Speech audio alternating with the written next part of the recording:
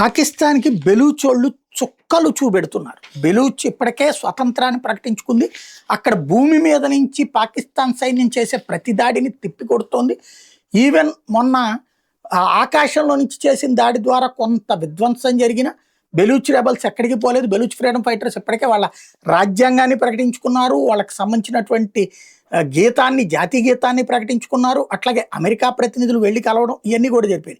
ఇప్పుడు బెలూచ్ ఫైటర్స్ వచ్చేటప్పటికి తాజాగా సురాని పిషిన్ అనేటటువంటి ప్రాంతాన్ని స్వాధీనం చేసుకున్నారు. పిషిన్లో ఉన్నటువంటి సురాని అనే ప్రాంతాన్ని స్వాధీనం చేసుకున్నారు. అక్కడ పోలీస్ స్టేషన్ని స్వాధీనం చేసుకున్నారు. పోలీస్ స్టేషన్లో ఉన్న ఆయుధాలన్నింటినీ అట్లాగే మిలిటరీ ఎక్విప్మెంట్ని స్వాధీనం చేసుకున్నారు. 7 పాకిస్తానీ సోల్జర్స్ని ఈ సందర్భంగా కాల్చి చంపారు. 8 మంది తీవ్రంగా గాయపడ్డారు. అదే సందర్భంలో మరిన్ని దాడులు చేస్తామని ప్రకటించింది బెలూచ్ లిబరేషన్ ఆర్మీ.